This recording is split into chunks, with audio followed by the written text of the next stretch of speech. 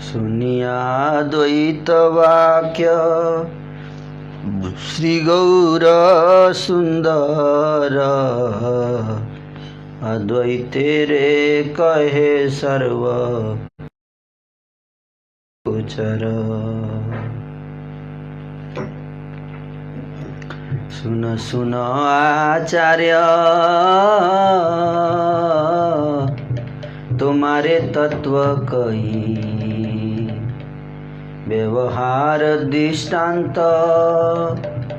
देखा तुम्ही राजपात्रे राजस्थाने चलए जखन द्वारी प्रहरीरा सब करे निवेदन महापात्र यदि गोचरिया राजस्थाने जीव्य लई दिले रहे गोष्ठीर जीवने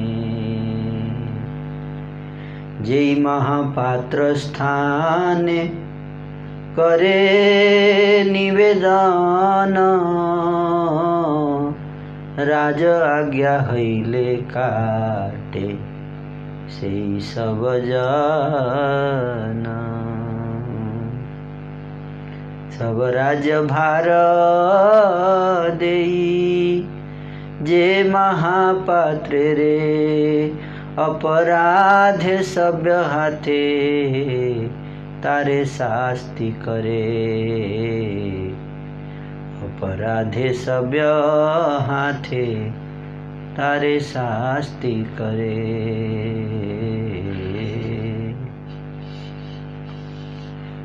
बहुत इंपॉर्टेंट पॉइंट बता रहे हैं यहाँ अद्वैताचार्य जी।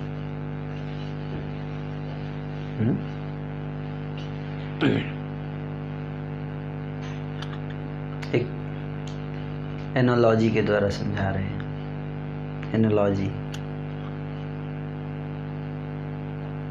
जैसे कोई राजा है, राजा का प्रधानमंत्री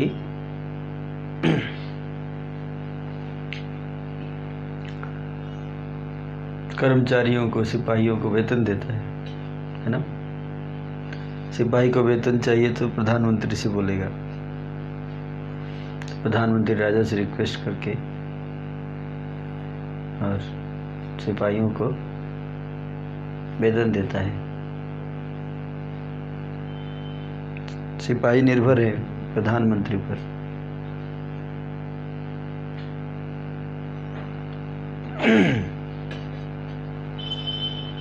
सिपाहियों के लिए प्रधानमंत्री सब कुछ है,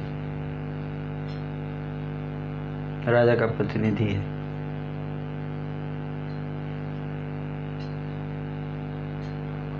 किंतु अगर प्रधानमंत्री से जो अपराध हो जाता है, राजा को अप्रसन्न कर देता है, तो राजा फिर उन्हीं सिपाहियों को आज्ञा देता है कि इसको काट दो गला इसका। किसका? प्रधानमंत्री का। तो सिपाही क्या करेंगे?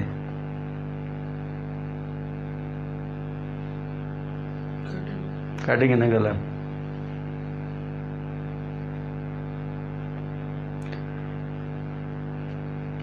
वही एग्जाम्पल दे रहे हैं अद्वैताचार्य कि मैं आपका प्रधानमंत्री। हाँ, प्रधानमंत्री कौन है?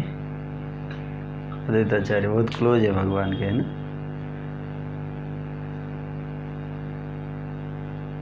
उनके थ्रू माध्यम से मर्सी देते हैं भगवान सबको। अद्वैताचार्य बोल रहे हैं कि लेकिन अगर मेरे से अपराध हो जाए कि मेरे को भी दंड मिल सकता है ना। कौन दंड देंगे? महाप्रभु देंगे। वही सिपाही काट देंगे आपको, जिनके लिए आप मेडिएटर बने हुए हैं। बहुत गुड बात बता रहे हैं, समझ रहे? इशारे में समझ जाइए। अगर आप रिप्लेस करेंगे महाप्रभु को तो क्या करेंगे? महाप्रभु के आदेश से वही सिपाही आपको काट डालेंगे। वही बता रहे, प्रभु आपने ही सब काम करवाया है। प्रभु आप मुझसे जो कुछ भी कहते हैं वह सब बाह्य है। आप मुझे निरंतर कुमति प्रदान करते रहते हैं, अहंकार देकर मेरी दुर्गति करते हो। आपने सभी को उत्तम दास से भाव प्रदान किया है और जितना भी क्रोध है वह सब मुझे सौंप दिया है। सबको दास से भाव दे दिया और क्रोध मेरे को दे दिए। आप ही सब कुछ करवाते हैं और आप ही दंड देते हैं। आप मुख से कुछ कहते हो तथा मन में कुछ करते हो। आप ही मेरे प्राण, धन, देह, मन सब कुछ है।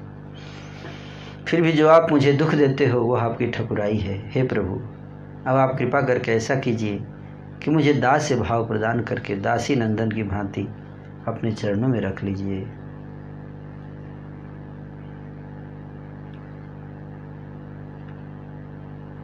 अद्वैत का कथन सुनकर श्री गौर सुंदर सभी वैष्णवों के सामने अद्वैत से बोले, सुनो आचार्य सुनो, मैं तुम्हें तत्व के बारे में बताता हूँ।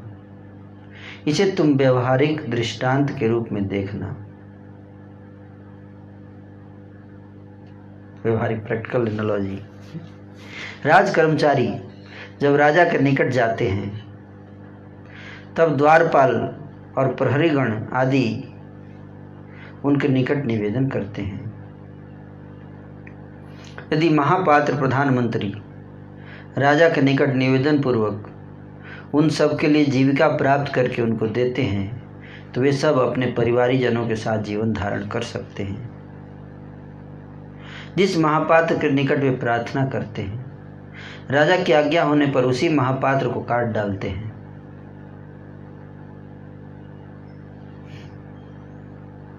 एक ऐसा समय था जब उसी महापात्र से क्या करते थे, प्रार्थना करते कि थोड़ा राजा साहब से रिक्वेस्ट करके कृपा दिला दीजिए सैलरी। और वही जो है जो प्रार्थना कर रहे थे एक दिन वही क्या करते हैं, एक दिन काट डालेंगे राजा की आज्ञा से। समझ रहे हैं? राजा जिस महापात्र के हाथों में राज्य का सारा भार सौंप देता है, अपराध होने पर उसी को अपने हाथों से दंड प्रदान कर। इसी प्रकार कृष्ण महाराज राजेश्वर हैं। भगवान चैतन्य बोले, कौन बोल रहे हैं? भगवान चैतन्य। कर्ता हर्ता ब्रह्मा शिव सब उनके किंकर हैं। किंकर मतलब हाँ, उन्हें सृष्टि आदि करने की शक्ति भी कृष्ण ने ही दी है। दंड प्रदान करने पर भी कोई कुछ नहीं कहता है।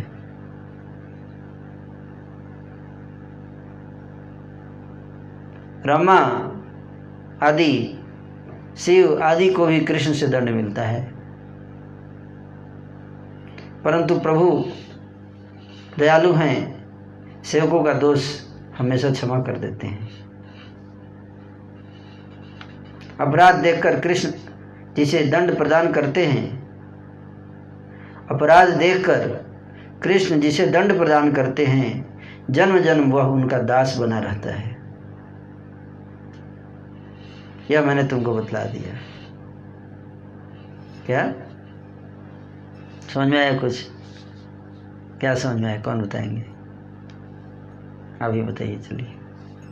भगवान जिसको दंड देते हैं पर्सनली, मतलब उससे क्लोज रिलेशन है, कनेक्शन है, तो जन्म जन्मांतर तक फिर वो दास अपने साथ रखते हैं। दंड दे रहे हैं तो बहुत अच्छा है, मानना चाहिए। भगवान खुद बता रहे हैं,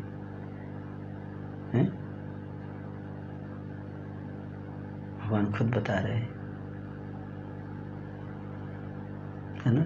दंड मतलब किसी को डांट रहे हैं, दंड दे रहे हैं, इसमें उसको अपना मानते हैं, है कि नहीं। जिसको अपना नहीं मानते वो गलती करता भी रहता है तो कोई ज़्यादा थोड़े कुछ बोलने जाता है, फिर उसको कौन दंड देता है? पुलिस, है कि नहीं। तो ये बहुत इम्पोर्टेंट पॉइंट यहाँ पे महाप्रभु ने बताया। तो अगर भगवान हमें दंड दे रहे हैं तो हमें क्या होना चाहिए? दुखी नहीं होना चाहिए, एटलीस्ट दुखी नहीं होना चाहिए, खुश तो नहीं होंगे, बड़ा मुश्किल है। और ये तो समझ सकते हैं कि धन्यवाद दे सकते हैं, हे प्रभु आपने मुझे इस लायक समझा कि आप मुझे दंड देने लायक समझे, अपना माने तभी तो दंड दे रहे। समझ में आ रहा है? ये प्रेम का भाषा है, सब समझना पड़ता है, लैंग्वेज ऑफ लव। तो अच्छा दंड देना मतलब अपना है, हैं? तो अजीब बात है, ये तो उल्टा ही बोलते हैं आप लोग। यही तो है, स्पिरिचुअल क्या है? उल्टा है, यानी परछाई की उल्टी होती है ना रियल ऑब्जेक्ट।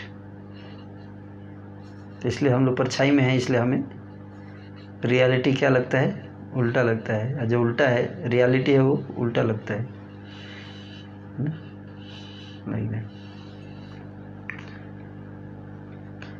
अद्वैत आचार्य को श्रीमन महाप्रभु बोल रहे हैं, क्या बोल रहे हैं सुनिए। उठिया करह स्नान कर आराधन, नहीं क तुम्हार चिंता करह भोजन, नहीं क तुम्हार चिंता प्रभुरा वचन सुनी अद्वैत उल्लास,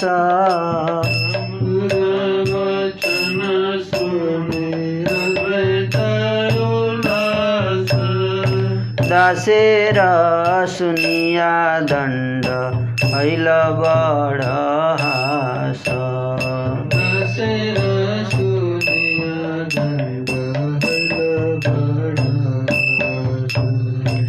एखने से बलिनाथ तोर ठाकुराली,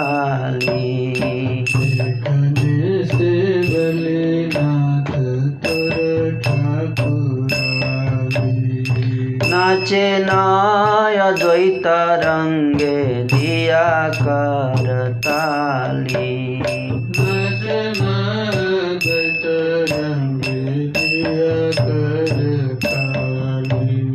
प्रभुर आश्वास सुनी आनंदे विवाला, आश्वास सुनी आनंदे विवाला, प्रभुर आश्वास सुनी आनंदे विवाला, प्रभुर आश्वास सुनी पासरीला पूर्वज तबीरह सकाला, पासरीला पूर्वज तबीरह सकाला। Very good. इस प्रकार से प्रभुपाद जी एक बार एक शिष्य थे, उनको बहुत डांटे। नवज जोगेंद्र महाराज बता रहे थे अपने प्रवचन में एक बार, उस समय परम पूज्य नवयोगेंद्र स्वामी महाराज श्रील प्रभुपाद जी के पर्सनल सेवा में थे। प्रभुपाद जी उस समय वृंदावन में थे।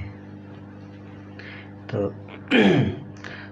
वहाँ के जो मंदिर के आर्किटेक्ट जो थे, डिवोटी सन्यासी थे, वो हिज होलीनेस रूही स्वामी। तो प्रभुपाद जी खुश नहीं थे, किसी का कुछ धीरे चल रहा था काम, फास्ट नहीं हो रहा था। तो श्रील प्रभुपाद बहुत डांटे, बहुत मतलब काफ़ी देर तक डांटते रहे, बहुत डांटते थे प्रभुपाद जी। जैसे प्रेम से काफ़ी देर तक डांटते रहे। तो नवयोगेंद्र महाराज जी बाद में, प्रभुपाद जी जब देखे थोड़ा मूड ठीक है तो उनसे एक क्वेश्चन पूछे, प्रभुपाद जब गुरु शिष्य को डांटता है तो शिष्य को क्या सोचना चाहिए? प्रभुपाद जी बोले कि शिष्य को सोचना चाहिए कि गुरु उसकी चिंता कर रहा है, उसको अपना मान रहा है। नहीं तो रोड पे इतने सारे लोग हैं, मैं सबको थोड़े जाता हूँ डांटने। प्रभुपाद बोले मैं सबको डांटने थोड़े जाता हूँ, लोग इतने गलती कर रहे हैं, 4 नियम तोड़ रहे हैं, पाप कर रहे हैं, उनसे तो हमारे शिष्य लाख गुना अच्छे हैं। अगर केवल गलती पे डांटते तो अपनापन है जहाँ, वहीं पे ये सब भाव प्रकट होते हैं।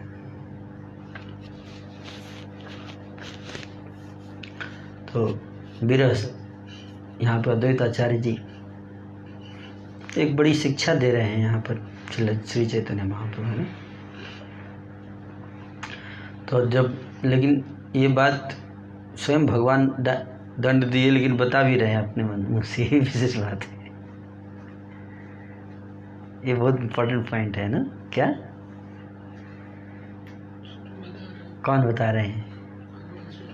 चैतन्य महाप्रभु स्वयं बता रहे हैं ना बाद में कि देखो मैं तुम्हें अपना मानता हूँ, है ना, तो इसलिए गलती पे डांटता हूँ। डांटने का मतलब है अपना मान रहा हूँ। ये बहुत इम्पोर्टेंट पॉइंट है ना, खुद बताना बाद में, है ना।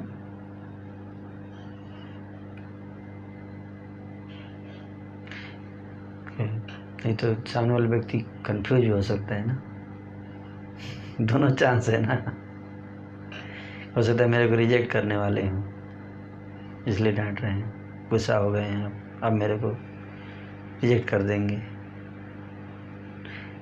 देखिए महाप्रभु कितने सेंसिटिव हैं, ना। तो खुद जा रहे हैं, नहीं कि दंड दे के रिजेक्ट कर दिया, नहीं है। पहले बोले मैं बताना मत, मैं छुप गया हूँ, छुपा के कर दिया, दंड भी दे दिया। फिर बाद में श्रीवास ठाकुर जब आए तो उनसे पूछ रहे हैं कैसे हैं अद्वैत आचार्य, मतलब दंड भी दे रहे लेकिन चिंता भी है उनके लिए हृदय में, है ना। पूछ रहे हैं कैसे हैं अद्वैत आचार्य, कैसे हैं। जब बताया कि वो दुखी हैं तो खुद गए भी चल के उनके पास, है ना, जाके उनको फिलॉसफी बताए, डांटने के पीछे का प्रिंसिपल्स बताए, है ना।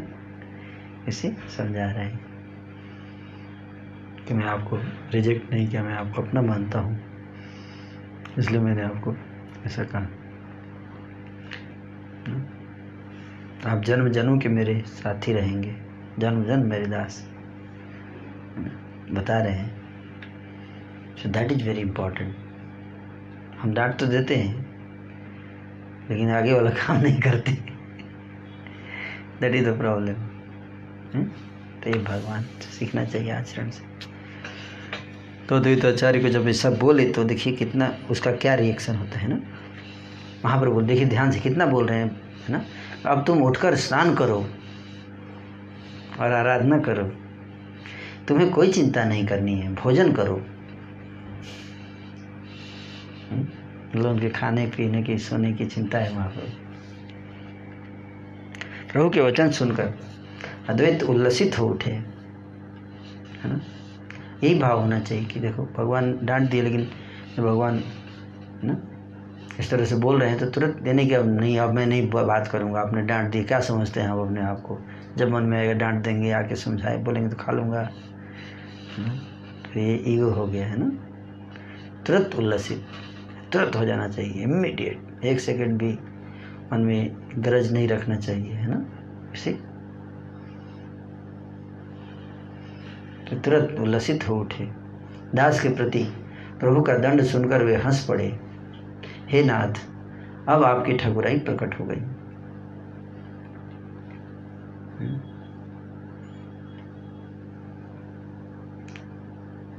ऐसा कहकर अद्वैत आनंद सहित हाथों से ताली बजा बजाकर नृत्य करने लगे।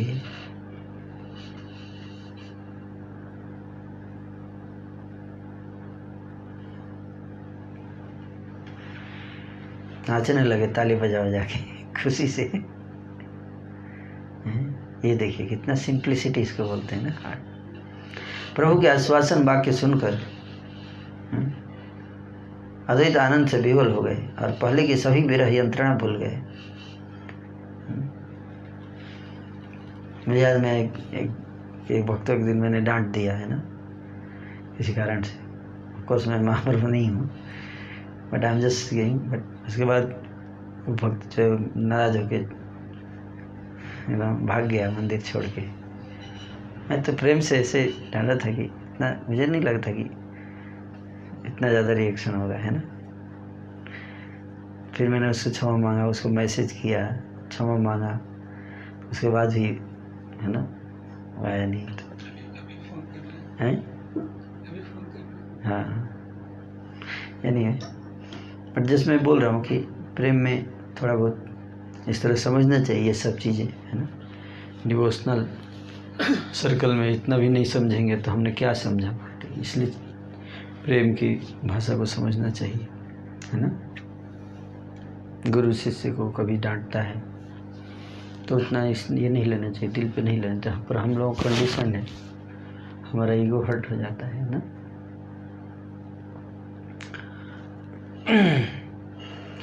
गुरु अपना मानता है तभी वो हमें डांटता है ना। ये बात समझना चाहिए, वो उनका प्रेम है। अगर हमने उसको प्रॉपर स्पिरिट में ले लिया तो हम गुरु के अपने बन जाते हैं। और गुरु की डांट को अगर हमने सही भाव में ले लिया तो आप समझ लीजिए कि आप उनके अपने हो गए, हार्ट में चले गए उनके। दिस इज द क्रक्स तत्तेनुकंपा सुस्मिक्षमाण, इसी यही भाव है वहाँ पे। मुंजानेवात्मकृतं विपाकं हितभागवपुरिभिः विदधाम नमस्ते ये तो मुक्ति पदे सदाय भाग।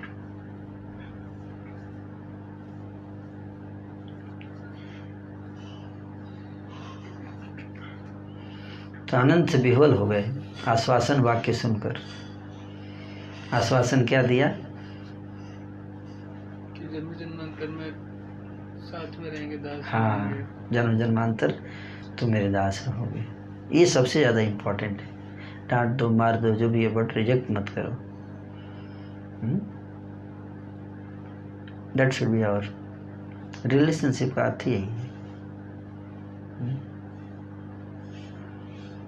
That is relation. आश्लिष्ट सेवा पादरताम पिनष्टु माम अदर्शनात् मर्मताम करोतु वा यथा तथा वा विदधात पटो मद प्राणनाथस्तु सएव नाथ। भगवान से ऐसी भावना रखनी चाहिए। तो हम जब ये श्लोक गाएंगे भगवान के सामने तो भगवान अच्छा अभी टेस्ट करता हूँ है ना।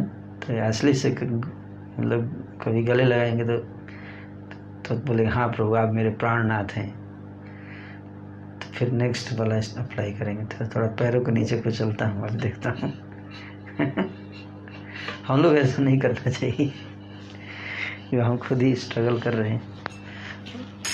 भगवान ऐसा करके टेस्ट करते हैं कि क्या भावना, क्या चेंज तो नहीं हो रही है इसकी, है ना। तो जब देखते हैं कि अरे मैंने इसको पैर के नीचे कुचला फिर भी नाच रहा है खुशी से, हे प्रभु आप मुझे अपना रहे हैं, आपकी कृपा इसमें ज़्यादा है। आप बिक जाएंगे आप ऐसा करेंगे तो। क्या समझ रहे हैं बात? पैर से दबा कर बिक जाएंगे, इंडेप्टेड हो जाएंगे ना अगर कोई सह लिया तो। Like that, this is the sentiments.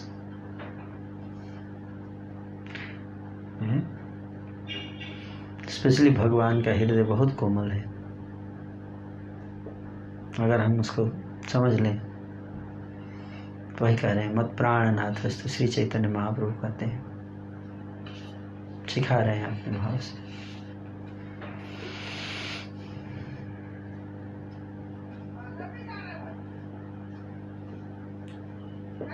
सभी वैष्णव भी परम आनंदित हुए। उस समय नित्यानंद और हरिदास हंस रहे थे। कब हंस रहे थे? जब नाच रहे थे अद्वैताचार्य।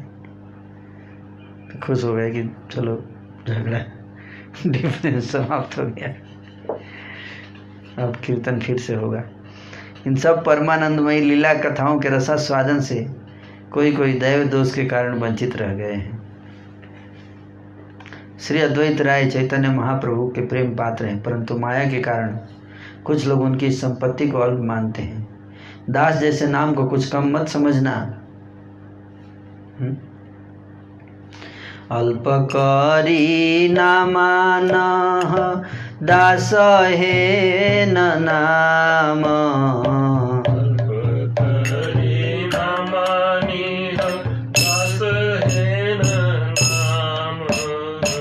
अल्प भागे दास नाही करे भगवान, भाग्य दास नाही करे भगवान।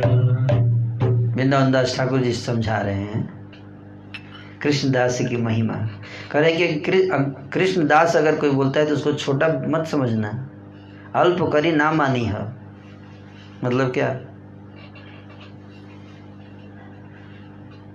छोटा नहीं समझना है कृष्णदास। हैं?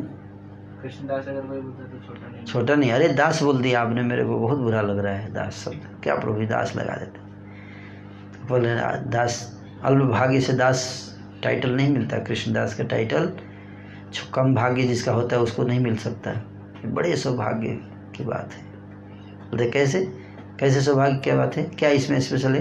कहते हैं आ गए हया मुक्ति तबे सर्व बंध नाश, आ गए हया मुक्ति तबे सर्व बंध नाश, तबे से हईते पारे श्री कृष्णेर दास, तबे से हईते पारे श्री कृष्णेर दास।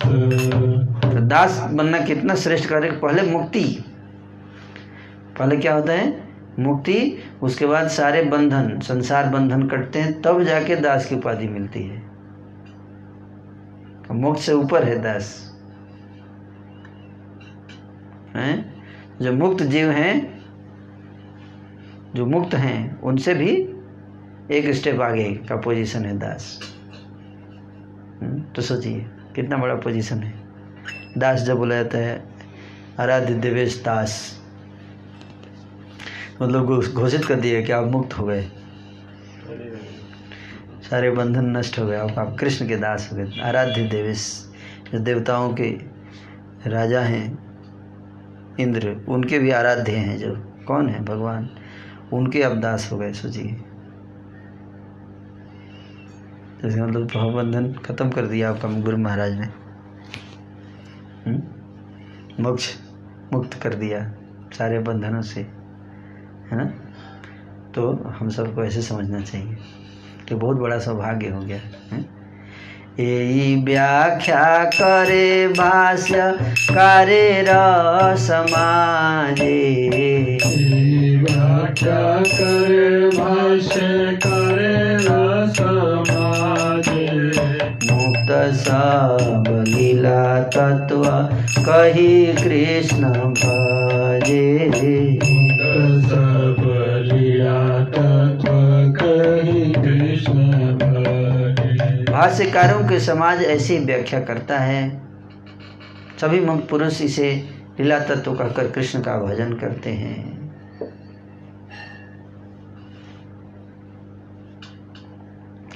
कृष्णेर सेवक सब कृष्ण शक्ति धारे, कृष्ण सेवक सब कृष्ण शक्ति धारे, अपराधी हईले वो कृष्ण शास्ति करे, अपराधी हईले वो कृष्ण शास्ति करे। हे न कृष्ण कौन शिष्य गाणे, हे न कृष्ण भक्त नामे कौन अल्प कहे न ज्ञानी द्वंद्व करे अनुक्षण। कहे न ज्ञानी द्वंद्व करे अनुक्षण। सभी कृष्ण सेवक कृष्ण शक्ति को धारण करते हैं। जितने भगवान के सेवक हैं उनके अंदर क्या होता है? कृष्ण की शक्ति। अपराधी होने पर कृष्ण उनको दंड प्रदान भी करते हैं, शक्ति भी देते हैं और दंड भी देते हैं। अगर शक्ति का मिसयूज दंड भी देंगे।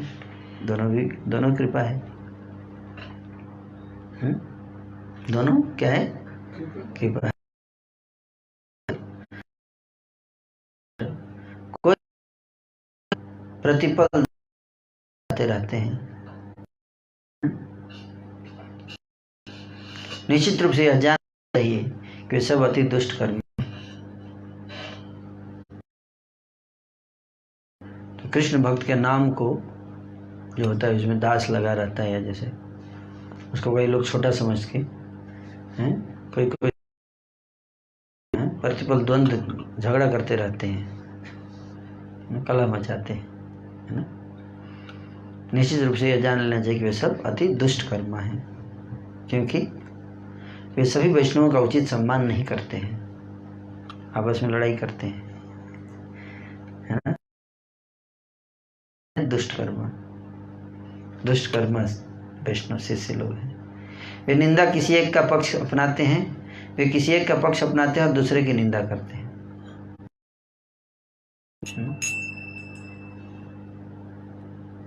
सर्व प्रभु गौरचंद्र इथे दिव्यागार।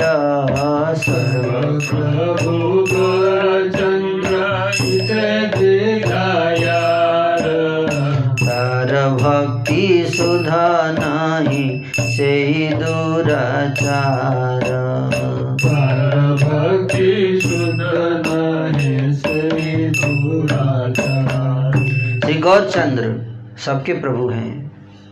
इसमें जिनको संदेह है उनकी भक्ति शुद्ध नहीं है, वे दुराचारी हैं। गर्दभ श्रृंगाल तुल्य शिष्य गण लैया। गर्दभ श्रृंगाल तुल्य शिष्य गण लैया। देह बोले आमी रघुनाथ भाव गिया। बोले आमी रघुनाथ भाव गिया। गधे और सियार गीदड़ जैसे शिष्यों को लेकर कोई कहता है कि मैं ही रघुनाथ हूँ, ऐसी भावना किया करो। गुरु बोलता है ना कि मैं भगवान हूँ, रघुनाथ मतलब भगवान श्री राम। उसके शिष्य को क्या बताया गया? ऐसे गुरु के शिष्य को सियार और गीदड़ गधे। जो गुरु अपने को क्या बोलता है? भगवान बताता है, भगवान से अपनी तुलना करते, उसके शिष्य क्या हो गए? गधे और सियार।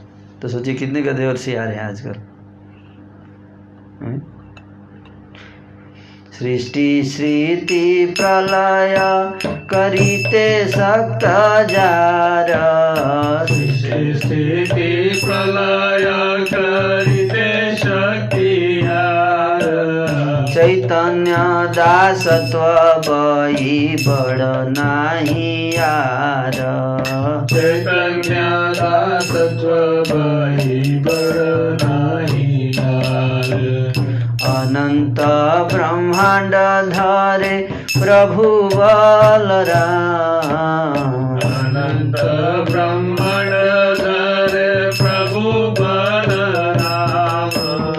तेई प्रभु दास्य करे के बाहरे आना। प्रभु दास्य करे के बाहर आना। जिन चैतन्य में सृष्टि स्थिति एवं प्रलय करने की शक्ति है, उनके दासत्व को छोड़कर उससे बड़ा कोई काम नहीं है।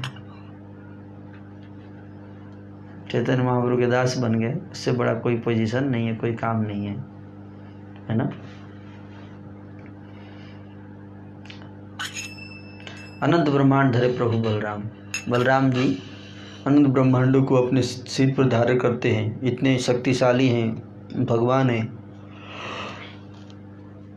फिर भी अपने को दास से कहलाने में आनंद लेते हैं, आनंद का अनुभव करते हैं। जब उनको कृष्णदास बोला जाता है तो क्या उनको आनंद अनुभव होता है। हम टेटे पेटे लोग जिनका कोई वैल्यू नहीं है, हम चाहते हैं कि हमको सब लोग स्वामी बोले, उसी में आनंद अनुभव करते हैं।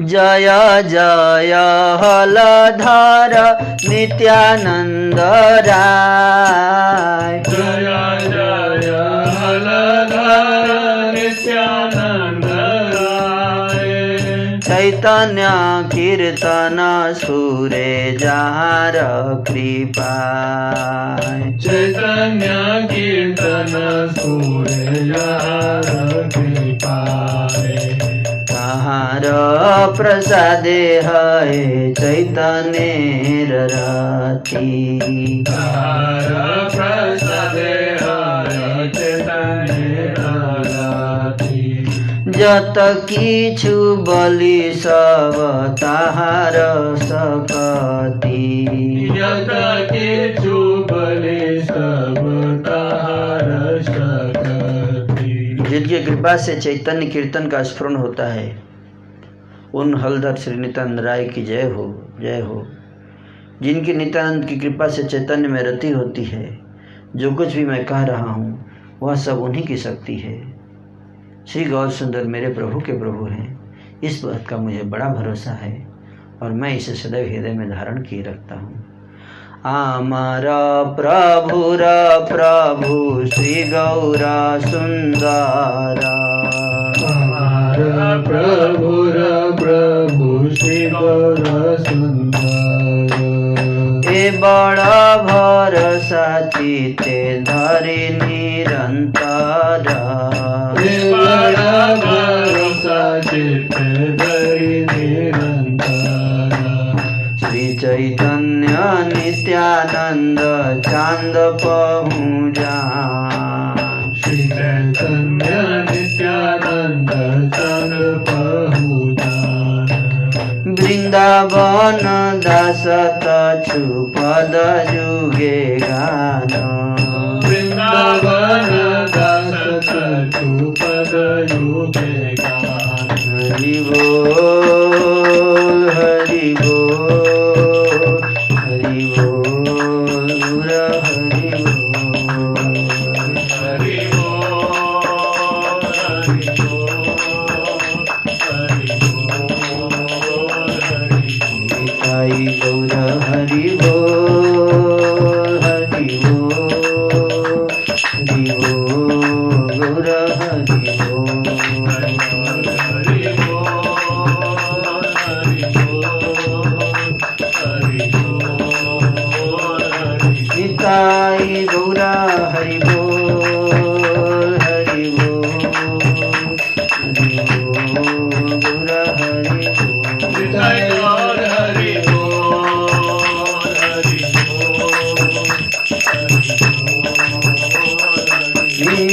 बोल हरि बोल गौर हरि बोल। गौर हरि बोल हरि बोल।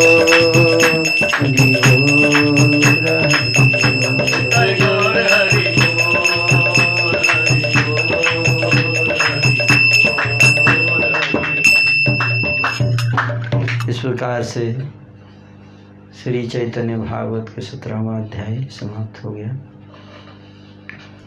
अब हम 18वां अध्याय पढ़ेंगे।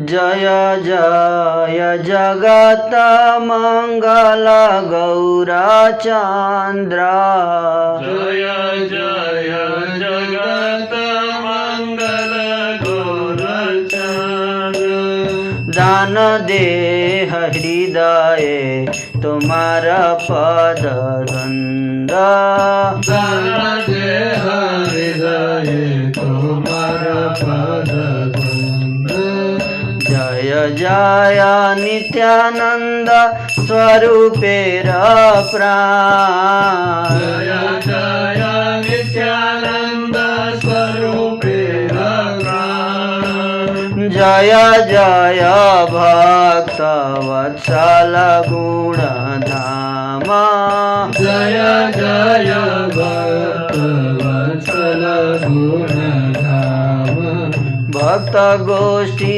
सहित गौरांग जय जय भक्त गोष्ठी सहित गौरांग जय जय सुनीले चैतन्य कथा भक्ति लभ्य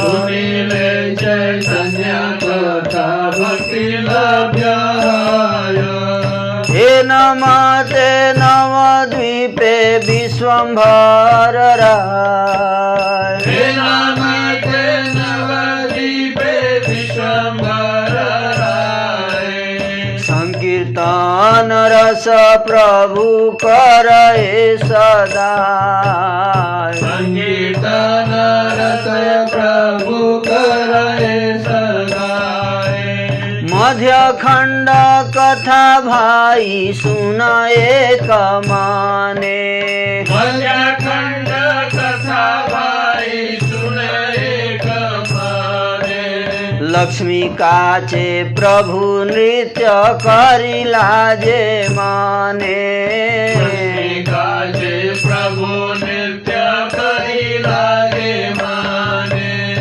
एक दिन प्रभु बोलिले न सब स्थाने एक दिन प्रभु बोलिले न सब स्थाने आजी नृत्य करिबाम अंकेर विधाने आजी नृत्य करिबा अंकेरा विधाने सदा शिव बुद्धिमंत खानेर डाकिया सदा शिव बुद्धिमंत खानेरा डाकिया बलिले न प्रभु काच सज कर गिया बलिले न प्रभु राज सज करिया शंख काचुली बाट साड़ी अलंकार चंद्र का चूली पाट साड़ी अलंकार जोग्य जोग्य करी सज कर सबाकार योग्य योग्य करी सज सरस बाकार जगत मंगल स्वरूप गौर चंद्र की जय हो। आप अपने जुगल चरणों को मेरे हृदय में समर्पित कर दीजिए। नित्यानंद स्वरूप के प्राण सर्वस्व की जय हो, जय हो। भक्त वत्सल गुणधाम की जय हो, जय हो। भक्त गोष्ठी सहित गौरांग की जय हो, जय हो। श्री चैतन्य कथा को सुनने से भक्ति की प्राप्ति होती है। इस प्रकार प्रभु विश्वम्भर आए नवद्वीप में सदैव संकीर्तन का आनंद रस आस्वादन करते हैं। हे भाइयों, इस मध्यखंड की कथा को एकाग्र चित्त से सुनो। लक्ष्मी के वेश में प्रभु ने किस प्रकार नृत्य किया था। तो इस चैप्टर में क्या होगा, भगवान लक्ष्मी जी का रूप धारण करेंगे, है ना, डांस करेंगे साड़ी पहनकर। क्या साड़ी, रुक्मिणी जी का रूप धारण करेंगे और नाचेंगे, डांस। दो रूप, एक रुक्मिणी जी का लक्ष्मी स्वरूप और एक आदि शक्ति महामाया स्वरूप धारण करेंगे। महामाया, है ना। सारे भक्तों को दूध पिलाएंगे। माँ देवी का रूप धारण करके, माँ है ना, माँ स्वरूप सारे भक्तों को अपने स्तन से दूध पिलाएंगे। तो दिव्य लीला है, बहुत कॉन्फिडेंशियल पास टाइम है ये, है ना। तो कह रहे हैं कि लक्ष्मी के वेश में प्रभु ने किस प्रकार नृत्य किया था। ड्रामा, एक ड्रामा हुआ था। क्या हुआ था? ड्रामा। तो एक दिन प्रभु सभी से बोले, है ना, सभी सारे भक्तों से बोले कि आज मैं अंक काव्य के विधि अनुसार नृत्य करूंगा, है ना। कौन सा काव्य? अंक काव्य। 10 प्रकार के दृश्य काव्य हैं, दृश्य काव्य, 10 प्रकार के काव्य है ना, नाट्य शास्त्र में आता है ये 10 प्रकार है ना। उसमें एक है अंक है ना, अंक विधि, अंक काव्य है ना। तो महाप्रभु में आज अंक काव्य की विधि के अनुसार नृत्य करूँगा। तो ये सब डिफरेंट चीज़ें हैं ना। वैदिक शास्त्र और हमारी संस्कृति जो है अद्भुत है अद्भुत संस्कृति है। तो सब ब्रांचेज ऑफ नॉलेज सब खत्म हो गए, हर चीज़ पे स्पेशलाइजेशन है। और फिर people are doing from scratch. They had done research in every field. There were शास्त्र हर चीज़ के लिए थे ना, नाट्य शास्त्र, भरत मुनि। तो सदाशिव और बुद्धिमंत खान को बुलाकर प्रभु कहने लगे वेशभूषा की तैयारी करो। वेशभूषा मतलब पोशाक, कस्ट्यूम्स। सबके लिए शंखमूढ़ी, पट्ट साड़ी और अलंकार आज एकत्र करो। स्त्रियों को पहनने के जितने जो वस्त्र होते हैं, एवं जिसे जैसा चाहिए वैसी वेशभूषा का प्रबंध करो।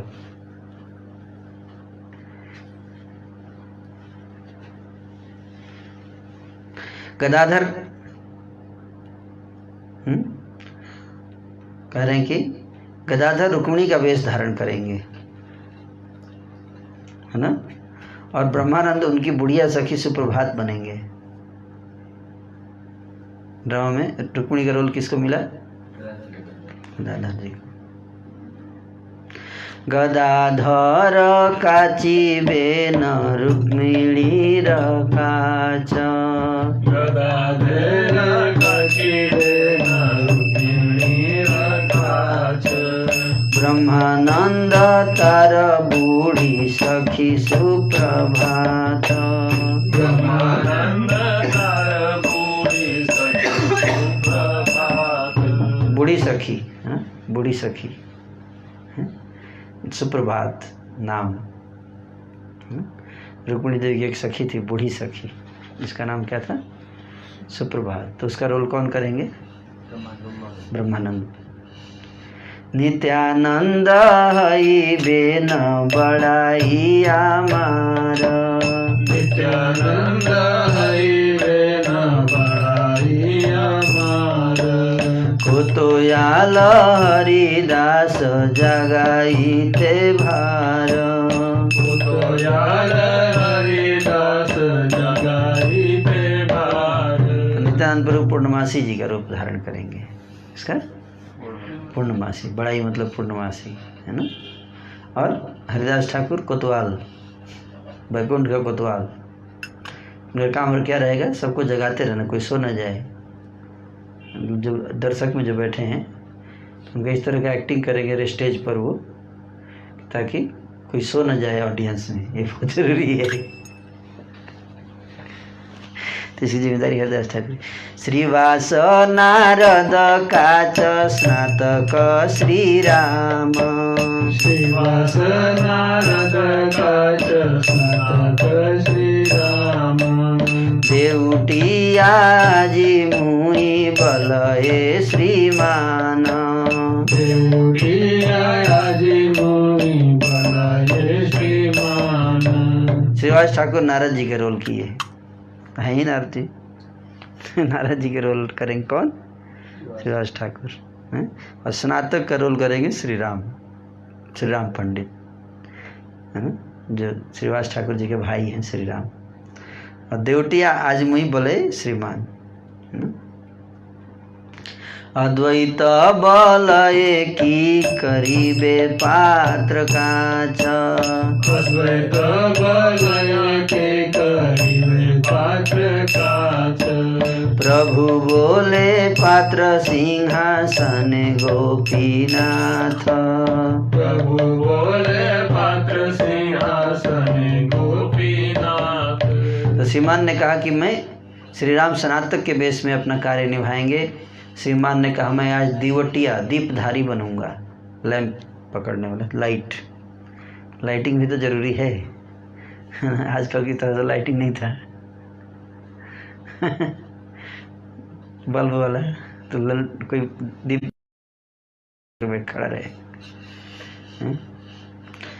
और अद्वैत आचार्य बोले मुख्य पात्र के रूप में कौन अभिनय करेगा, है ना। मुख्य पात्र, प्रभु ने कहा मुख्य पात्र के रूप में गोपीनाथ जी सिंहासन पर विराजमान हैं। गोपीनाथ सिंहासन पर विराजमान है, मुख्य पात्र वही रहेंगे, गोपीनाथ। प्रभु ने कहा बुद्धिमंत खान शीघ्रता करो। हैं बुद्धिमंत खान ये सब खर्चा उर्चा का जहाँ जरूरत रहता था, खर्चा का जहाँ जरूरत रहता था तो किसको याद करते थे, बुद्धिमंत खान, राजा सुवर्ण सेन पिछले जन्म के, है ना। सुवर्ण बिहार में जाते हैं ना, मतलब वहीं पे। शीघ्रता करो, वेशभूषा सजाओ, मैं नृत्य करूंगा। आदेश सिरधारे पूर्वक अंतहीन आनंद के साथ सदाशिव बुद्धिमंत घर की ओर चल दिए। उन्होंने उसी क्षण जाकर काथिया का चंदौआ तनवा कर सुंदर वेशभूषाओं को अच्छी तरह से तैयार किया। काथिया एक जगह का नाम है ना, जहाँ का चंदौआ बहुत फेमस है। काथिया चंदौआ, काथिया जैसे होता है ना कि अलग अलग जगह का अलग अलग चीज़ फेमस होता है, तो इस तरह से काथिया जानते हैं, हाँ काठियावाड़, हाँ। तो वहाँ से चंदौआ वहाँ वाला चंदौआ मंगवाया और उसका ड्रेस बनवाया, है ना, वेशभूषा बनाकर प्रभु के सामने लाकर रख दिए। कौन? हाँ, बुद्धिमंत खान जी। यह सब देखकर प्रभु मन में बड़े प्रसन्न हुए और सभी वैष्णवों को कहा प्रकृति के स्वरूप में मेरा नृत्य होगा। स्त्री नहीं बोले, क्या बोले? प्रकृति, पुरुष और प्रकृति, है ना। आज बोले कि आज मैं प्रकृति का वेश धारण करूंगा, है ना। जो जितेंद्रिय है उनको ही इसे देखने का अधिकार है। इस डांस को सब नहीं देख सकते, जब मैं रूप धारण करूंगा तो जो जितेंद्रिय नहीं है वो उनका हरि बोल हो जाएगा। जो व्यक्ति इंद्रियों पर संयम करने में समर्थ है वे ही आज भवन के भीतर प्रवेश करें।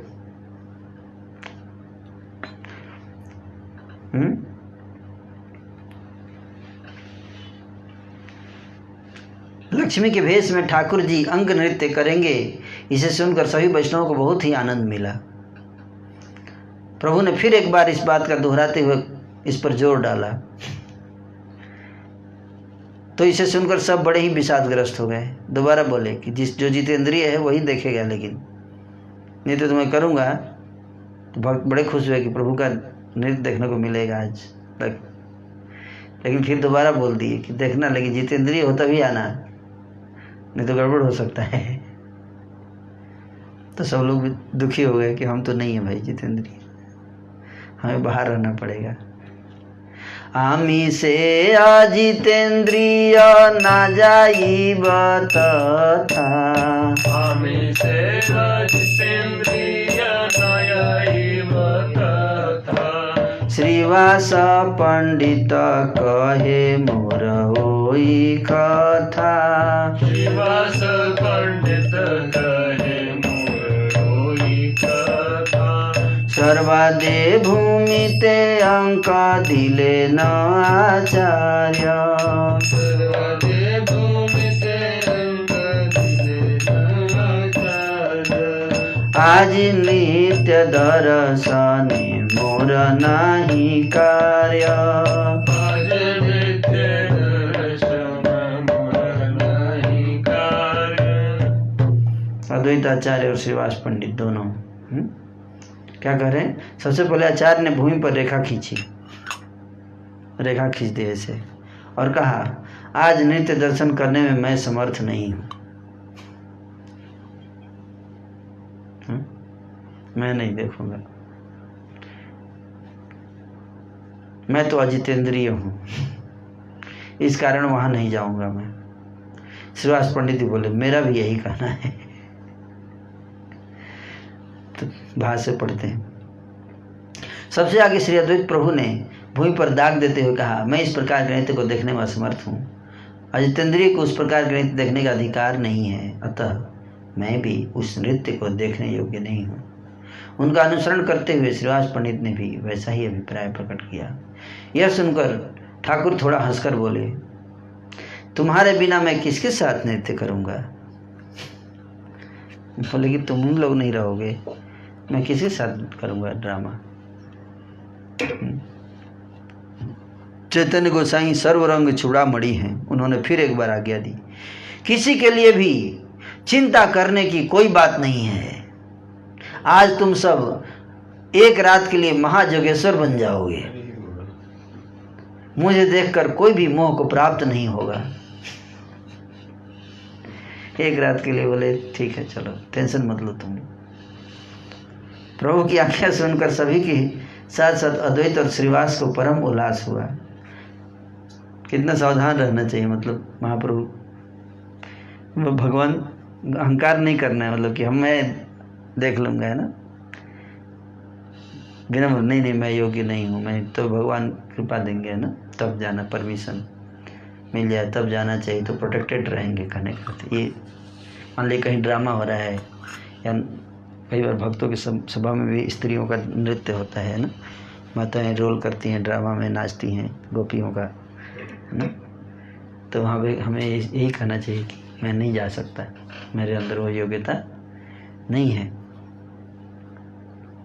ना। लेकिन फिर अगर कोई सीनियर डिवोटी बोलता है आप जाइए, आपको ज़रूरत है, आप कराना वहाँ ज़रूरी है, या ऊपर से आज्ञा आती है, जैसे महाप्रभु ने दे दिया आज्ञा, है ना, तब हम बोलते ठीक है चलो, उनकी आज्ञा है तो फिर महायोगेश्वर रहेंगे आप, तो उस भाव में जा सकते हैं। अन्यथा खुद उत्साह नहीं दिखाना, नहीं मैं जितेंद्रिय हो गया हूँ, है ना, लाइक दैट इज, जहाँ तक मुझे समझ में आ रहा है ना। सबके साथ ठाकुर विश्वम्भर आचार्य चंद्रशेखर घर चल दिए। तो कहाँ ड्रामा होगा? आचार्य चंद्रशेखर के घर पर। दो आचार्य हैं, एक नंदन आचार्य और एक चंद्रशेखर आचार्य, है ना, एक श्रीवास ठाकुर और एक चैतन्य, ये 4 जगह पे, और एक शुक्लांबर, 5 घरों में हमने देखा अभी तक की लीलाएं हुई हैं, है ना। तो एक आचार्य चंद्रशेखर आचार्य, अभी जहाँ चैतन्य गौड़ीय मठ है वही पहले क्या था, चंद्रशेखर आचार्य का घर था, तो वहीं पे ये नृत्य की लीला हुई थी। सबके साथ ठाकुर विश्वम्भर आचार्य चंद्रशेखर के घर चल दिए।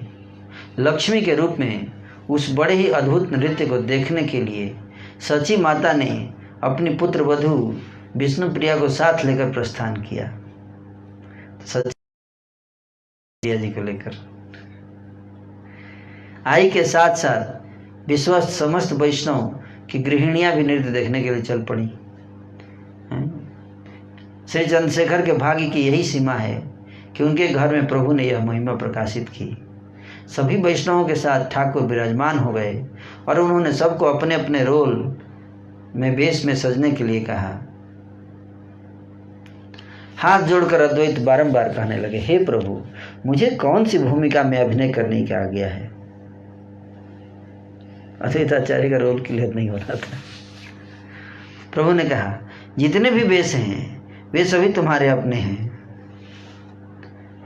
तुम अपनी इच्छा के अनुसार किसी भी वेश को धारण कर अभिनय कर सकते हो, तुम्हारे लिए कोई फिक्स नहीं। अद्वैत आचार्य को बाह्य ज्ञान नहीं था, वे क्या अभिनय करेंगे। वे भौं उठाकर शांतिपुर नाथ इधर उधर घूमने लगे। अद्वैत आचार्य महाविदूषक की भांति सभी प्रकार के भाव में नृत्य करने। महाविदूषक समझ रहे हैं? विदूषक क्या होता है? जोकर हंसाता रहता है पीछे लोगों को, हैं? तो नाना प्रकार के भावों में नृत्य कर करके क्या कर रहे थे, सबको महाविदूषक के रूप में एंटरटेनमेंट कर रहे थे।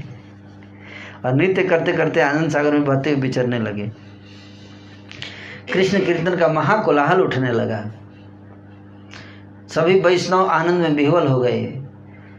हरे हरि बोल, गौर हरि बोल, हरि हरि बोल, हरि हरि बोल गौर हरि बोल। हरि हरि बोल गौर हरि बोल। मुकुंद माधव गोविंद बोल। मुकुंद माधव गोविंद बोल। मुकुंद माधव गोविंद बोल। मुकुंद माधव गोविंद बोल। हरि हरि बोल हरि हरि बोल। हरि हरि बोल हरि हरि बोल। गोविंद बोल गोपाल बोल। गोविंद बोल गोपाल बोल। हरि हरि बोल हरि बोल। हरि हरि बोल हरि हरि बोल हरि बोल। हरि हरि बोल हरि हरि बोल हरि बोल। हरि हरि बोल हरि बोल। हरि हरि बोल हरि बोल। हरि हरि बोल हरि बोल। मुकुंद माधव गोविंद बोल। हरि बोल हरि बोल हरि बोल बोल हरि बोल।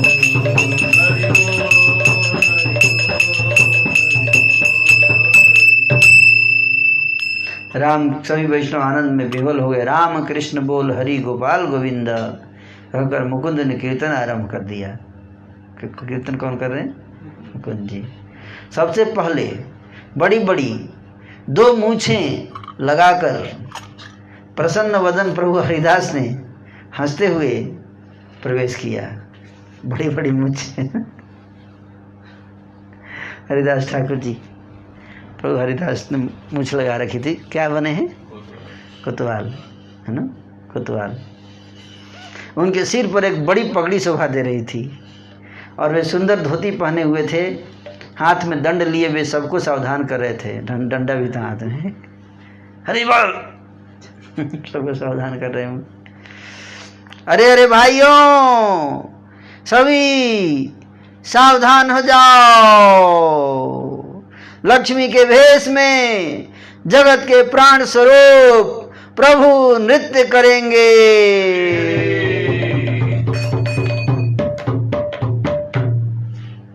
हरिदास ठाकुर ने ऐसे अनाउंसमेंट किया। हाथ में छड़ी लिए हरिदास ठाकुर चारों ओर दौड़ते फिर रहे थे। उनका सारा शरीर पुलकित हो रहा था और वे कृष्ण नाम से सभी को जगाए रख रहे थे। दम्भपूर्वक हरिदास आह्वान कर रहे थे, कृष्ण का भजन करो, कृष्ण की सेवा करो और कृष्ण का नाम लो। हरिदास को देखकर सभी हंसने लगे और उनसे पूछने लगे कि तुम कौन हो, यहाँ क्यों आए हो, है ना। हरिदास ने कहा, मैं बैकुंठ का कोतवाल हूँ। मैं कृष्ण को जगाते हुए सब समय घूमता रहता हूँ।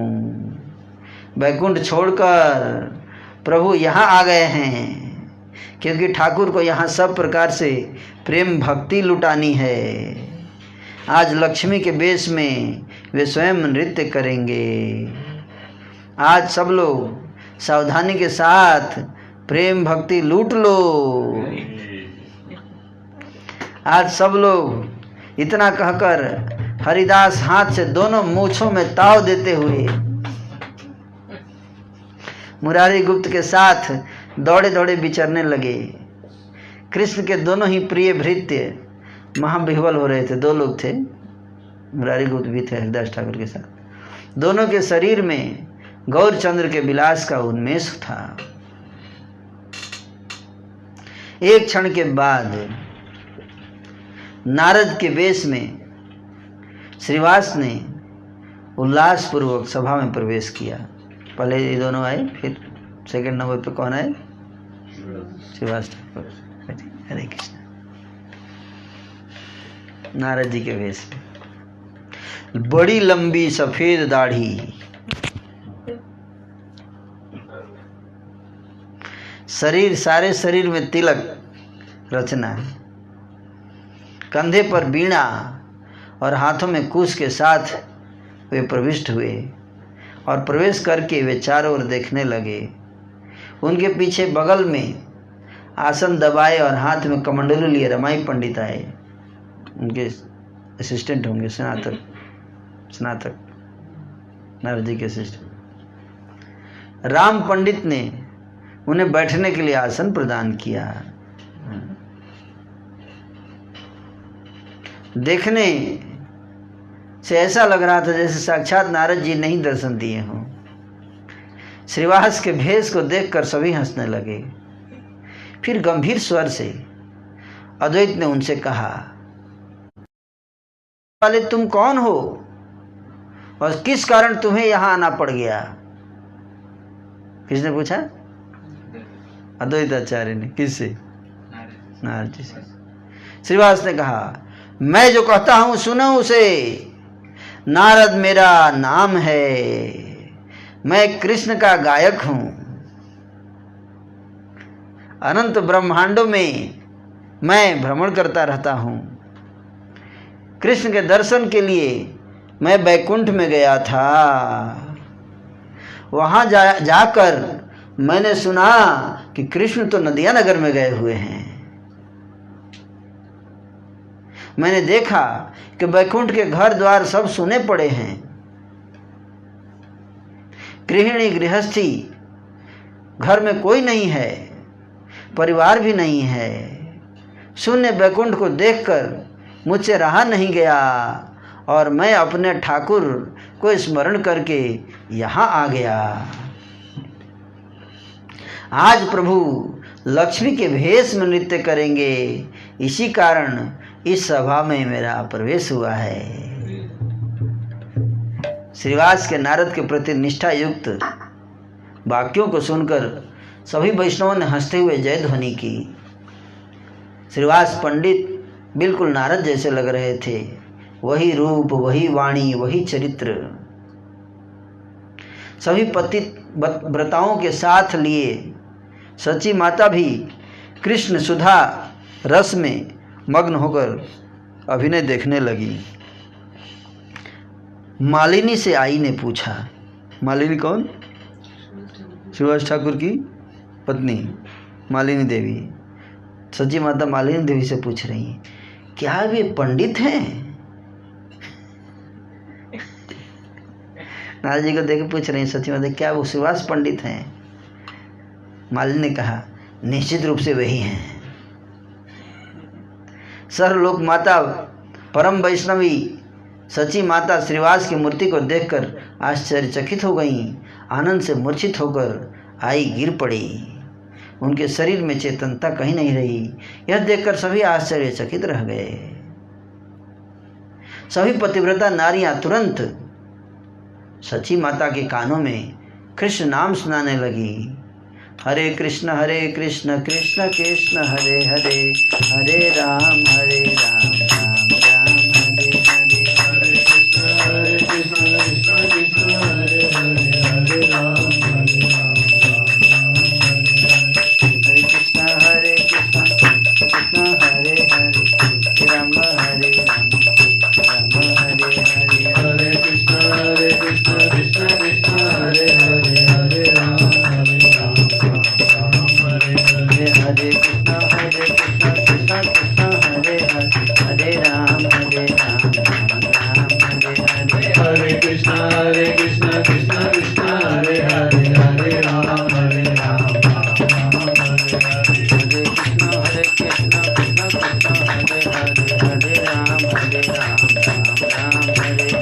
हरे कृष्ण कृष्ण कृष्ण हरे हरे, हरे राम हरे कृष्ण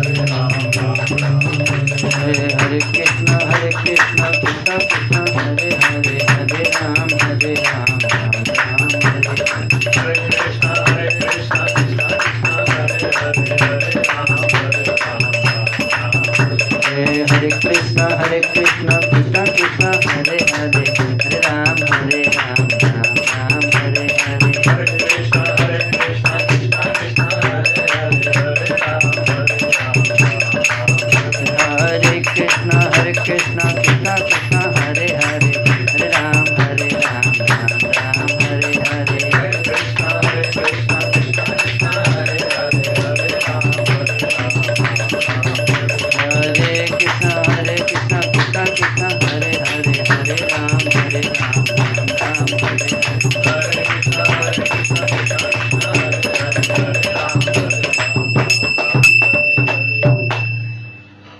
सब मिलकर उनके कानों में कृष्ण नाम सुनाने लगी। सची माता के कान में संबित चेतना मिलने पर सची माता गोविंद का स्मरण करने लगी। पतिव्रताएं माता को पकड़ रही थी परंतु संभाल नहीं पा रही थी। इस प्रकार क्या घर के भीतर और क्या बाहर सभी व्यक्तियों को बाह्य का बोध नहीं था। सभी क्रंदन करने लगे। दूसरे घर में प्रभु अपनी भेष रचना करते करते रुक्मिणी के भाव में एकदम तन्मय हो गए। रुक्मिणी के आवेश में प्रभु अपने आप को भूल गए और स्वयं को विदर्भ राज की कन्या स्वरूप मानने लगे। आंखों के आंसुओं से उन्होंने स्वयं पत्र लिखा। किसको?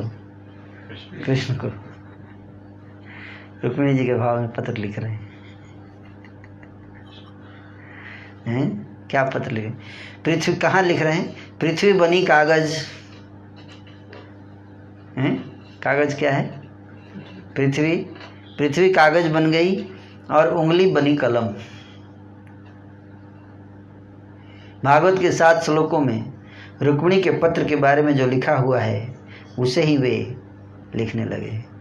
नयने राजले पत्र लिखाए आपने, नयने राजले पत्र लिखाए आपने, पृथ्वी हैला पत्र अंगुली कलमे, पृथ्वी हैला पत्र अंगुली कलमे, रुक्मिणी पत्र सप्त श्लोक भागवते,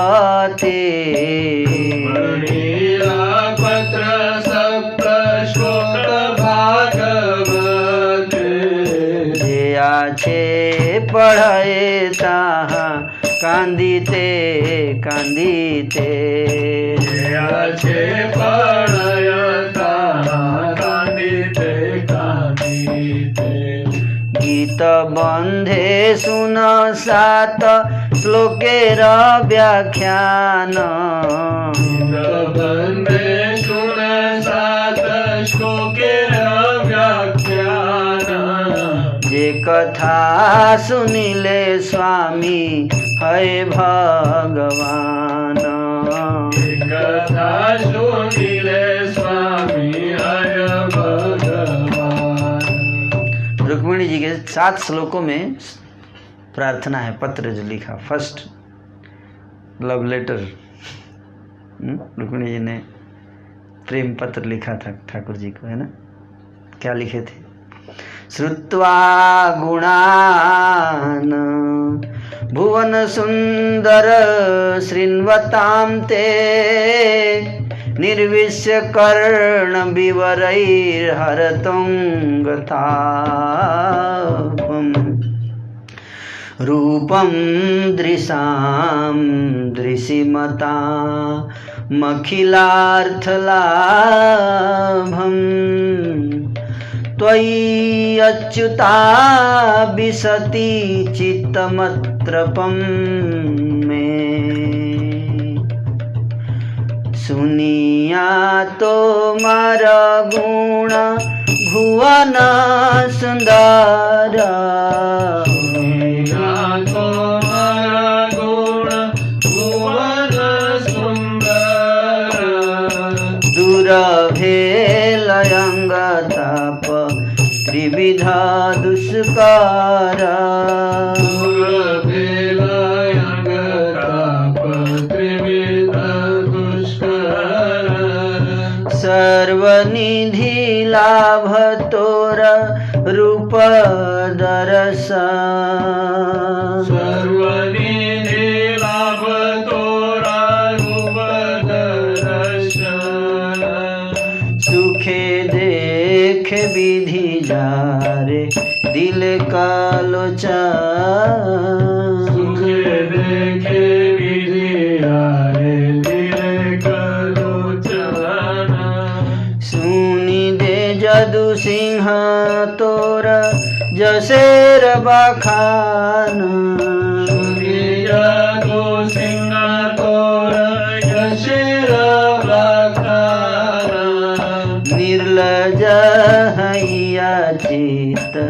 जाए तू या स्थान निर्लज हिया चित्त जाय तू या स्थान कोन कुलवती धीर आछे जग माझे कुल कुलवती धीर आगे जग माझे काल पाई तुम्हार चरण नाही भजे काल पाई तुम्हारा चरण नहीं भजे विद्याकुल शील धन रूप वेश धामे व्याकुल शील धन रूप वेश धामे सकल विफल है तुम्हारा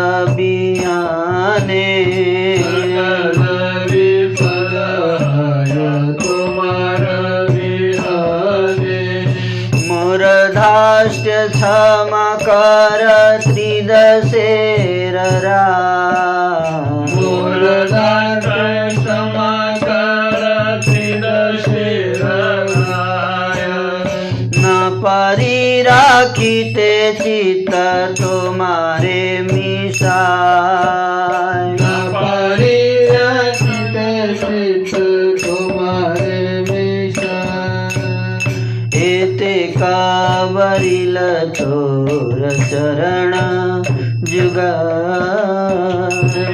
केवलिय तोर चरण युगल मन प्राण बुद्धि तोहे अर्पिला सका मन प्राण बुद्धि तोहे अर्पित सका पत्नी पद दिया मोरे कर निज दासी पत्नी पद दिया मोरे कर निज दासी मोर भाग शिशुपाल नहीं क बिलासी मोर भाग्य शिशुपाल नहु कविलासी कृपा करी मोरे परिग्रह करनाथ कृपा करी मोरे परिग्रह करनाथ जेन सिंह भाग नहीं श्रृंगालेर सार जिन सिंह भाग नहीं श्रृंगारेर सागर व्रत दान गुरु द्विज देवेर अर्चना दान गुरु द्विज देवेर अर्चना सत्य जदि सेवियाछु अच्युता चरण यदि सेवियाछु अच्युत चरण तबे गदाग्रज मोर हऊ प्राणेश्वर तबे गदाग्रज मोर हऊ प्राणेश्वर दूर हऊ शिशुपाल एई मोर दूर हऊ शिशुपाल एई मोर वर काली मोर विवाह हैव जेन आछे काली मोर विवाह आजी झाट आई सह विलंब कर पाछे आजी झाट आई विलंब कर पाछे गुप्ते आसी रहीवा विदर्भपुर काछे आसी रहीवा विदर्भपुर काछे शेषे सर्व सैन्य संगे आसीवे समाजे शेषे सर्व सैन्य संग आसीवे समाजे चैद्य साल्व जरासंध मथिया सकल जरासंध मथिया सकल हरिबेक मोर देखाइया बाहुबल हरिबेक मोरे देखाइया बाहुबल दर्प प्रकाशेर प्रभु ऐसे समान प्रकाशेर प्रभु ऐसे समाय तुम्हारा बनिता शिशुपाल जोग्यन तुम्हारा बनिता शिशुपाल योग्यन बिनी बंधु बधि मोरे हरिवाया पने बंधु विनि मोरे हरिवाया पने ताहर उपाय बल तुम्हारा चरणे उपाय बलो तुम्हार चरणे विवाहेर पूर्व दिन कुल धर्म आछे विवाहेर पूर्व दिन कुल धर्म आछे नववधू जन जाय भवानीर काछे नववधू जनयाय भवानीर काछे सेई अवसरे प्रभु हरिवे हमारे अवसर प्रभु हरिवे हमारे नामारी बा बंधु दोष समीवा हमारे हमारे वा बंधु दोष समीवा हमारे जहाँ चरण धूलि सर्व अंगे स्नान चरण धूलि सर्व अंग स्नान उमापति चाहे चाहे जते का प्रधान उमापति चाहे चाहे यते का प्रधान हे न साधना कर जदि मोरे धूलि प्रसादना कर यदि मोरे मरीब करिया व्रत बलिलो तुम्हारे हरिव करिया व्रत बलिलो तुम्हारे यते जन्मे पाई तोर अमूल्य चरण जन्मे पाई तोर अमूल्य चरण तावत मरीब सुन कमल लोचन मरिव सुन कमल लोचन चल चल ब्राह्मण सत्वर कृष्ण स्थाने चल चल ब्राह्मण सत्वर कृष्ण स्थाने कह गिया सकल मोर निवेदने सकल मोर निवेदने इस प्रकार से रोते रोते पढ़ रहे थे और गीत के रूप में उन 7 श्लोकों की व्याख्या सुनो, जिसे सुनने से भगवान स्वामी बन जाते हैं। क्या बन जाएंगे? इन श्लोकों को अगर हम भगवान को सुनाते हैं तो फिर भगवान स्वामी बन जाएंगे। हे भुवन सुंदर, हे अच्युत, हरे कृष्ण। आपकी कथा रुक्मिणी जी लिख रही है ना, पत्र लिख रही हैं। आपकी कथा सुनने वाले व्यक्तियों के कर्ण रंध्र पथों से हृदय में प्रवेश करके अंग ताप को हरण करती है। आपकी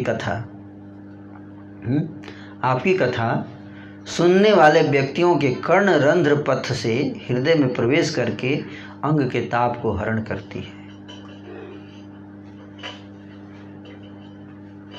ये कथा का स्वभाव है भगवान के। लोगों से आपकी गुण राशि एवं देखने की शक्ति रखने वाले व्यक्तियों के लिए निखिल वस्तु लाभात्मक आपके सौंदर्य की कथा सुनकर मेरा लज्जाहीन हृदय आपके प्रति आसक्त हो गया है।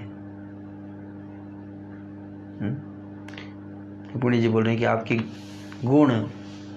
गुणों के बारे में इतना सुन लिया है मैंने। रुक्मिणी जी ने कभी कृष्ण को देखा नहीं, विवाह से पहले कभी कृष्ण को नहीं देखा पर्सनली। नारद जी से, नारद जी आते थे तो सुनाते थे कृष्ण के गुणगान। भीष्मक महाराज भीष्मक के यहाँ आते थे तो सुन के ही इतना बोल रहे हैं कि अभी आपकी इतने गुण सुन लिए और आपकी शक्ति, दो चीज़ है, क्या गुण और भगवान की शक्ति के बारे में बता देते कि उसको मार दिया आज, उसको ऐसे पीट दिया, उसको मार दिया कृष्ण ने। तो उसको सुन के रुक्मिणी जी के बोल रही है कि उस कथा को सुनकर और दो चीज, एक तो गुण हो गया, एक शक्ति, तीसरा सौंदर्य। क्या सौंदर्य? नारद जी भगवान के सौंदर्य का ही वर्णन करते थे ना, बताते थे सौंदर्य के बारे में। तो तीनों चीज सुनकर क्या हुआ, बता रहे कि मेरा हृदय जो है लज्जाहीन हो गया। क्या हो गया? लज्जाहीन, निर्लज हो जाते व्यक्ति, मतलब आउट ऑफ कंट्रोल है उसको। हाँ, कोई बोलता है निर्लज, लज्जाहीन, है ना, भगवान के प्रति चलता है। एक्सेसिव कथा सुनने से ऐसा होता है ना। कह रही है कि सुनकर मेरा लज्जाहीन हृदय आपके प्रति आसक्त हो गया है। हे भुवन सुंदर, आपकी गुण गाथा सुनकर दुष्कर त्रिविध अंगताप दूर हो जाते हैं। आपके रूप दर्शन से सभी निधियों की प्राप्ति हो जाती है। विधाता ने जिसे आंखें दी हैं वे बड़े आराम से आपका रूप दर्शन कर सकते हैं। हे यदु सिंह, आपके यश की महिमा सुनकर हृदय निर्लज होकर आपके पास चला आया है। जगत में ऐसी कौन कुलवती धीर नारी है जो मौका पाकर आपके चरणों की सेवा ना करे। आपके बिना विद्या, कुल, शील, धन, रूप, वेश, धाम सब व्यर्थ है। हे देवताओं के नाथ, मेरी धृष्टता को क्षमा कर दीजिए। अपने हृदय को मैं रोक नहीं पा रही हूँ, वह आप में मिल गया है, अतः आपके चरण जुगल का मैंने वरण कर लिया है। मन, प्राण, बुद्धि सब मैं आपको अर्पित कर चुकी हूँ। मुझे पत्नी पद देकर अपनी दासी बना लीजिए। शिशुपाल को मैं अपना जीवन साथी नहीं बनाना चाहती हूँ। लाइन में लगा था शिशुपाल, काफी आशा लेके बैठा था, दूल्हा उल्हा पूरा बन के एकदम आ गया था, जबरदस्ती करा रहा था ना, बिना मतलब का।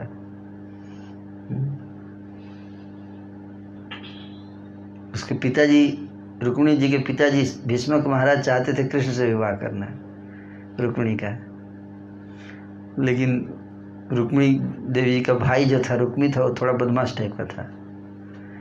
उसका दोस्ती था शिशुपाल से, पॉलिटिकल कारण से, पॉलिटिकल अलायंस बनाने के चक्कर में सोच रहा था कि शिशुपाल से विवाह हो जाएगा तो रुक्मी और मेरा जो शिशुपाल का अलायंस हो जाएगा तो हमारा पावर ज़्यादा हो जाएगा। अपने पावर के लिए रुक्मिणी को बलि दे रहा था, रुक्मिणी माता के भावनाओं का, है ना। और भीष्मक महाराज का भी कुछ नहीं सुना उसने, तो रुक्मिणी जी क्या करती, है ना, फिर उन्होंने अपने हाथ में ही ले लिया है ना। और क्या किया, चलो अब डायरेक्ट एक्शन, डायरेक्ट लेटर लिख दिया, है ना। तो वही कह रही है ना कि बुद्ध हैं कि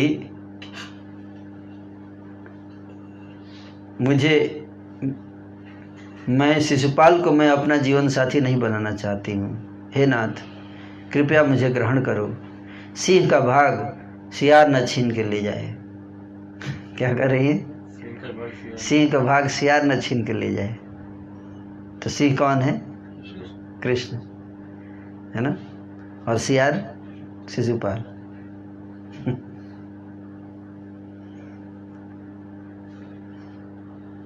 कह रही कि मैं आपकी हूँ, है ना, और सियार है शिशुपाल, वो चाह रहा है मेरे को ले जाना। आप मुझे ले लीजिए। यदि मैंने व्रत दान किए हों, गुरु विप्र और देवताओं की पूजा की हो और अच्युत के चरणों की सेवा मैंने सचमुच की हो, तब श्री कृष्ण मेरे प्राणेश्वर हों और शिशुपाल दूर हो जाए। तब हम क्लेम कर सकते हैं कृष्ण को, नहीं तो ऐसे थोड़े कोई लिख देगा लेटर तो भगवान आ जाएंगे, हैं? तो इसलिए उन्होंने कहा कि अगर आपको लगता है कि मैंने अच्छे व्रत किया है, दान किया है, गुरु की सेवा की है, ब्राह्मणों की सेवा की है, देवताओं की पूजा की है और आपके चरणों की सेवा मैंने सचमुच में की है, हैं? तब आप आइए, है ना। मतलब ये सब करना पड़ता है तब जाके भगवान सब कुछ देखते हैं। ये नहीं कि केवल हम भगवान को एक लेटर लिख दिए इमोशनल होके और आ जाएंगे। सारा बैकग्राउंड चेक करते हैं, है ना। एकदम यही वरदान मुझे मिले, और जिसको वास्तव में भगवान को प्राप्त करने की इच्छा, वो सब करने के लिए तैयार रहना चाहिए, है ना। जो व्रत दान है, सेवा पूजा सबका, गुरु का, विप्र का, देवताओं का पूजा भी, है ना, सबको सबसे वरदान मिलना चाहिए। ऐसे नहीं देवताओं को गाली देने का नहीं, उनका भी आशीर्वाद चाहिए। सबका रिकमेंडेशन पे साइन होता है, सबको सब साइन करते हैं, रिकमेंडेशन करते हैं, yes I agree, I have no objection, तो तब जाता है वहाँ। बोले यही वरदान मुझे मिले कि मेरे प्राणेश्वर आप हने हैं। गदाग्रज मतलब भाई का नाम था। किसके? हाँ, गदाग्रज मेरे प्राणेश्वर हो और शिशुपाल दूर चला जाए, यही वरदान मुझे मिले। यह निश्चय ही हुआ है कि कल मेरा ब्याह रचाया जाएगा। मैं एक दिन पहले लेटर लिख रही हैं, है ना, एक दिन पहले, ज़्यादा टाइम नहीं था इसलिए भगवान जल्दी से आए ना, जरासंध का युद्ध छोड़ के भाग के आए। आप जानते हैं उसी पीरियड में हुआ था।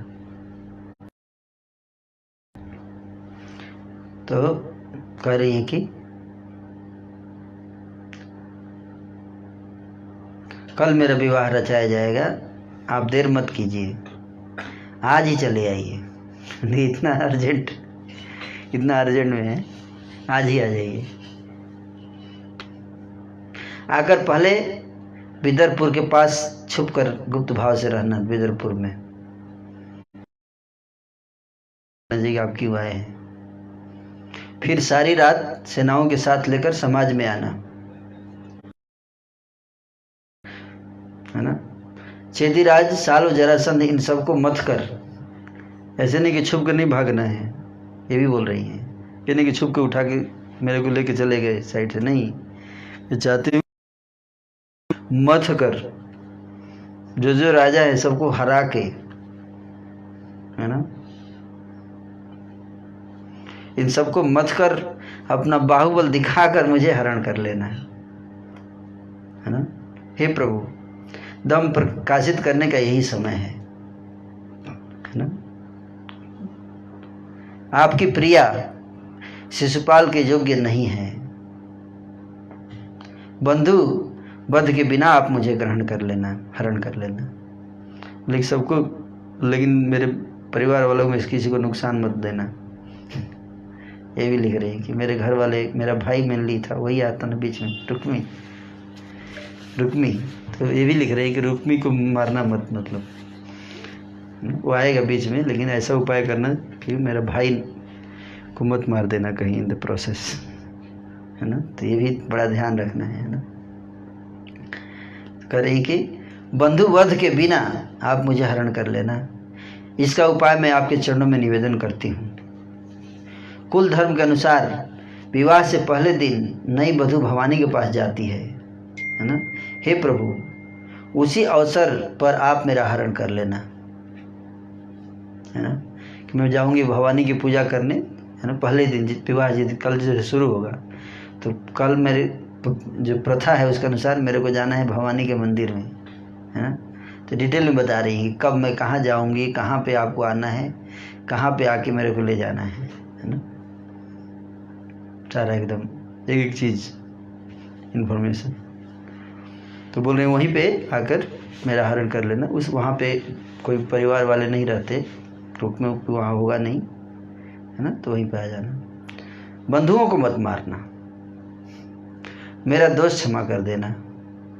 उमापति शिव सहित सभी महानुभाव को जिस चरण धूलि से सर्वांग स्नान करने की चाहत रहती है, उस धूल की कृपा यदि आपने मुझ पर न की तो मैं आपसे कह देती हूँ कि मैं अनशन व्रत धारण करके मर जाऊंगी। हे कमल लोचन, सुन लीजिए, जन्म जन्मांतरों तक मैं मरती रहूंगी जब तक आपके अमूल्य चरण मुझे न मिल जाएंगे। जब एक बार नहीं मरूंगी, जब तक आप नहीं आएंगे तब तक मरूंगी मैं, है ना। चलिए ब्राह्मण, चलिए शीघ्र ही कृष्ण के समीप गमन कीजिए।